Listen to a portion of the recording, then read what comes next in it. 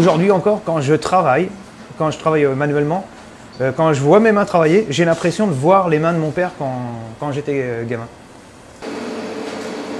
Mon père allait tous les week-ends, samedi et dimanche, travailler à la boulangerie du village. Et donc moi je le suivais. À 10-11 ans, je me souviens m'être levé à 2h30 du matin. Et j'allais avec lui, lui il mettait principalement au four.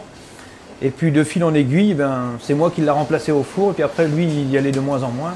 Et je suis devenu apprenti dans l'entreprise. J'ai fait mon apprentissage dans un cycle normal en Normandie, dans un centre de formation d'apprentis pendant 2 ans.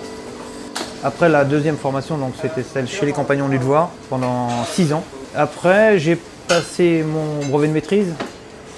Et ensuite, je me suis inscrit au concours meilleur ouvrier de France et j'ai obtenu le titre à 33 ans. Ce qui est le plus passionnant dans le métier, c'est qu'on travaille de la matière vivante. On travaille avec des ingrédients au départ qui sont de la farine, du sel, du sucre. Donc à la base, il n'y a rien de spécial. Mais quand on va le transformer en pâte, on va lui apporter du levain, de la levure. À partir de ce moment-là, ça va être quelque chose qui va vivre.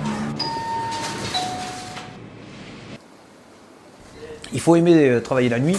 Nous, on commence à 3h du matin. On ouvre le magasin à 5h30 jusqu'à 20h30 le soir. Et c'est des journées très contraignantes si on se prend au sens des heures. Mais moi, je dis souvent, quand je discute de mon métier avec des gens, je préfère faire 70 ou 80 heures dans un métier qui me passionne que de faire 8 heures derrière une chaîne ou 35 heures dans une usine qui n'apporte rien.